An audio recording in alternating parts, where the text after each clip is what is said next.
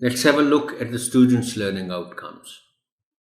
After completing this unit, students will be able to use pre-reading strategies to predict the content by looking at pictures in the text.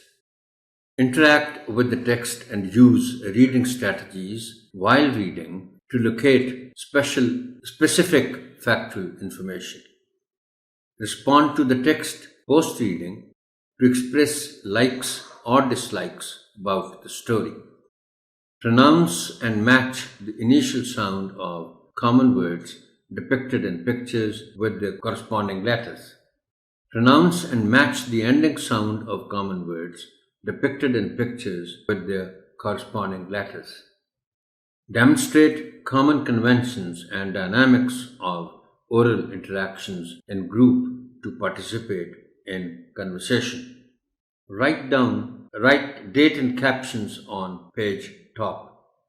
Recognize physically or orally, respond to and use simple sentences showing request and command in a school scenario.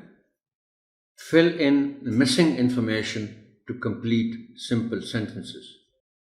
Write appropriate naming and action words to identify an object or an action in a picture. Construct simple sentences of 3 to 4 words using correct capitalization, punctuation, and spelling.